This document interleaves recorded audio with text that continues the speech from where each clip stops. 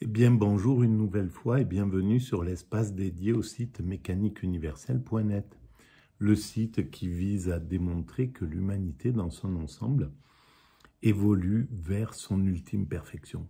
Nous travaillons tous à cette œuvre sans le savoir. De notre naissance jusqu'à notre mort, on donne l'entièreté de notre vie à cette œuvre qui est l'évolution de l'humanité vers sa perfection. Et ce, depuis qu'on s'est séparé des autres primates, qu'on a quitté le royaume de la nature pour le royaume de la culture, pour le monde de la culture. Alors il faudra encore quelques siècles pour atteindre cet état, mais c'est sur la route. Et voilà, l'humanité, elle a son propre cycle. Il faudra peut-être 2, 3, 4, 5 siècles, peut-être 10 siècles, mais peu importe. C'est la finalité. Alors pour préciser cette théorie, en ce moment, je m'appuie un peu sur une émission de France Culture qui était consacrée à François Châtelet et au développement de la raison dans l'histoire, en somme. Et là, on en est au chapitre 10 sur 20, l'exécution de Charles Ier à Londres en 1649, son implication dans l'histoire de l'évolution. Ça met en œuvre les deux philosophes, John Locke et Thomas Hobbes, qui sont deux philosophes anglais. Donc je lance et je découvre en même temps et je commente. La vie de l'homme est alors solitaire, besogneuse, pénible, quasi animale et brève. Bon, à l'état de nature, donc, c'est la guerre de tous contre tous. L'homme est un loup pour l'homme. Cette situation ne saurait être vécue durablement, évidemment. Cette situation... Et c'est pourquoi je dis sur ma théorie que la perfection vers laquelle nous allons, c'est la fin de l'homme loup pour l'homme. On dépassera cette fatalité qui correspond à notre évolution. Dans l'évolution, on se comporte encore avec des relents de notre origine, où le dominant s'impose sur le dominé, impose son diktat sur le dominé par son agressivité, etc. Tout ça, on le dépassera. Ne saurait être vécu durablement. L'homme, quelque désireux qu'il soit de réaliser son désir, ne peut pas vivre dans la crainte de la mort, ne peut pas vivre dans la peur et le constant combat. Et c'est sur ça que jouent justement les dominants actuels. Ils mettent, alors qu'ils ont le moyen de ne pas mettre du tout l'être humain en danger, de ne pas développer les idées négatives et absurdes, en fait, qui nous font croire en danger. À travers les médias, on voit bien que c'est par la peur que gouverne ce système. Et donc, c'est un abus d'autrui, parce qu'aujourd'hui, l'humanité a les moyens de sortir de ce mécanisme-là, en réalité, s'il le voulait. Et c'est précisément de cette contradiction de l'état de nature que va surgir l'état de société. Oui, mais comment l'homme va-t-il se sortir de cette situation? À situation désespérante, mesure radicale peut-être. À situation désespérante, mesure radicale. Eh bien, en prenant conscience du fait que chaque homme doit se dessaisir de sa puissance au profit d'une puissance souveraine, d'un être artificiel qu'il aura créé, parce que c'est un être artificiel, un dieu mortel, un dieu sur cette terre. Hobbes va nommer cet être le Léviathan, métaphore biblique. Il va se dessaisir complètement de ce qui est son attribut principal pour s'en remettre à la décision de cette puissance souveraine qu'il a créée. Dans le contrat tel que Hobbes le conçoit, les parties contractantes, c'est-à-dire les membres de la collectivité, renoncent totalement à leur désir en laissant le souverain statuer sur ce désir. On a souvent taxé Thomas Hobbes d'être un théoricien de l'absolutisme étatique. Mais ce n'est pas faux d'une certaine manière, mais il convient ici de faire deux réserves. Est-ce que déjà à l'époque, il y avait l'idée de la démocratie? Sans doute pas. Donc le souverain, on était encore à l'époque de l'aristocratie. Et donc,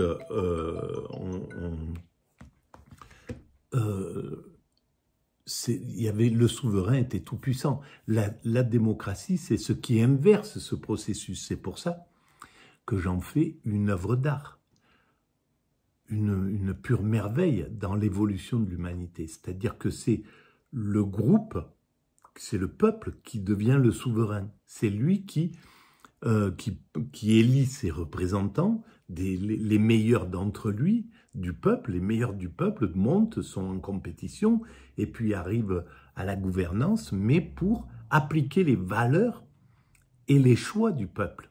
Dans une démocratie qui n'est pas abusée, c'est ce qui se passe. Là, par exemple, on est dans une démocratie abusée. Le peuple a voté et le choix des dominants, c'est d'imposer autre chose que le choix du peuple. Et ça, ça devrait être considéré comme un crime contre l'humanité, tout simplement. Parce que c'est un crime contre l'humanité, c'est un crime contre l'évolution de l'humanité. À ce moment-là, il ne faut pas parler de démocratie. Il faut dire on est dans un recul, on est repassé à autre chose, mais on n'évolue pas dans un principe démocratique. Alors Hobbes, à son époque, c'était légitime, à la limite, de chercher un Léviathan, un État fort, souverain, etc., qui impose sa loi, comme un peu avant Machiavel l'a fait avec le prince. Mais aujourd'hui, ça n'est pas vrai. C'est pas ce qu'on réclame d'un souverain. Notre président, ça doit être le représentant du peuple. Il est élu pour faire le bonheur du peuple, pas pour faire le bonheur de lui-même ou d'un petit groupe, c'est-à-dire une oligarchie, ou d'un clan.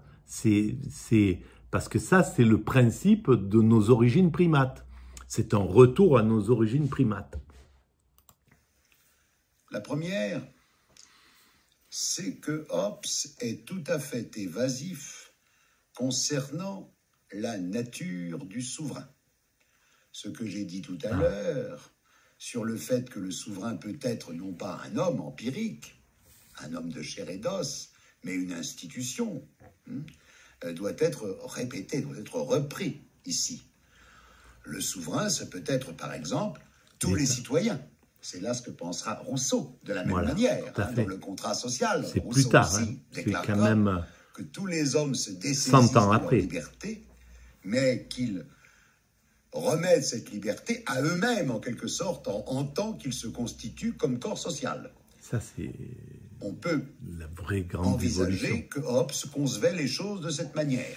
Qu'importe d'ailleurs, il ne s'agit pas de savoir quelle était la pensée politique personnelle de Hobbes. Au fond, elle n'a pas beaucoup d'intérêt pour nous, sinon anecdotique. Ce qui est important, c'est de comprendre la réalisation, l'effectuation de cela qui avait été perçu abstraitement par Marcille de Padoue, qui avait été pensé déjà d'une manière beaucoup plus précise par Jean Bodin, à savoir que s'il y a de l'État, il ne peut être que souverain. Souverain, bien sûr, vers l'extérieur, souverain contre les ennemis, mais aussi souverain par rapport à ceux qui vont être ses citoyens. La seconde réserve que l'on peut faire, et après tout, quand on considère les États modernes, ce n'est pas une mince réserve. C'est qu'il y a une chose, en tout cas, que le souverain ne peut pas exiger de ses administrés. Il y a en quelque sorte une espèce de droit naturel qui subsiste, même chez Hobbes. Il nous indique en effet que le souverain ne peut pas exiger du citoyen qu'il se veuille du mal à lui-même. Ah, et cette... Oh purée, où j'en étais là. Un homme de chair et d'os, mais une institution. Beaucoup d'intérêt pour nous, sinon anecdotique. Ce qui est un être, c'est citoyen. La seconde réserve que l'on peut faire, et après tout, quand on veut le souverain, ce qui est devenu la souveraineté par la suite. Qu'il se déclare coupable, par exemple, comme dans les... Que le souverain ne peut pas exiger. Je suis désolé. Du citoyen qu'il se veuille du mal à lui-même. Je pense en effet, hélas, qu'il y a trop... Et c'est là où, justement, oui, effectivement, on est dans un problème, parce que il y a une manipulation des peuples. Un peuple ne voterait jamais pour un libéralisme mortifère comme on le connaît aujourd'hui, pour un recul des acquis sociaux. Donc, finalement, là, le pouvoir occidental en place oblige le peuple à se faire du mal lui-même. Le peuple ne chercherait pas à ce que on le stimule pour qu'il déteste certains de ses congénères, que les pauvres détestent les plus pauvres, maltraitent les plus pauvres qu'eux. Il n'accepterait pas ça. Il n'accepterait pas que ce système oblige certains à maltraiter les autres, à les mettre, à les ficher dehors, à les battre, par exemple, quand ils vont manifester, à leur crever les yeux, etc. Donc il y a un problème là qui est vraiment... D'exemples qui montrent nos états actuels, en train d'exiger de ceux qui en dépendent qu'ils se fassent du mal à eux-mêmes, qu'ils se déclarent coupables, par exemple, comme dans les procès de Moscou. Ça, c'est une chose que encore pire. N'aurait jamais admise. Car cela va contre le désir, cela va contre l'ordre naturel. C'est une première étape. Et ça me fait penser que depuis que Bouazizi s'est immolé et ce qui a donné la révolution en Tunisie et qui a donc fait sortir le dictateur qui était en place à l'époque. Depuis cette époque, il y a eu des dizaines d'immolations en France et puis dans d'autres pays occidentaux. Des gens qui ont manifesté pour essayer de faire bouger les choses et aucun média n'a repris cela. Ils l'ont dissimulé, ils l'ont caché de peur de faire que ça fasse une révolution. Et donc là, le système, puisque le gouvernement actuellement, le pouvoir en place, le prince, détient les médias, a les médias qui sont avec lui. L'oligarchie, le prince et son oligarchie, et l'oligarchie qu'il défend, ont les médias avec lui. Et ces médias, eh bien, ils laissent le peuple se faire du mal à lui-même, parce que là, c'est vraiment s'immoler. C'est pas n'importe quoi, c'est vraiment c'est un acte de résistance inouï. Et que on ne le regarde pas, qu'on parvienne à détourner la tête du peuple, parce que cet acte-là, il est pour aider le peuple. C'est un citoyen qui donne son existence, qui sacrifie son existence pour éveiller le peuple. Et que le peuple, que les médias cachent cela au peuple, c'est un véritable crime contre l'humanité. C'est une étape d'une extrême importance pour comprendre ce qu'est devenu la souveraineté par la suite. Le second fondateur intervient une quarantaine d'années après. Il est plus souriant que le très sévère Thomas Hobbes. C'est John Locke. On va arrêter là pour cette nouvelle vidéo. Voilà, si vous pensez que c'est un peu d'intérêt pédagogique, un peu d'intérêt, c'est cette vision atypique pour vos concitoyens, ben, vous pouvez mettre des pouces, vous pouvez vous abonner, vous pouvez envoyer le lien à vos amis, vous pouvez écrire des commentaires et vous pouvez aller visiter le site mécaniqueuniverselle.net. Tout ça augmente la visibilité de l'espace si vous le jugez simplement bon. Voilà. Dans le cas contraire, ne le faites pas. Merci, à très bientôt.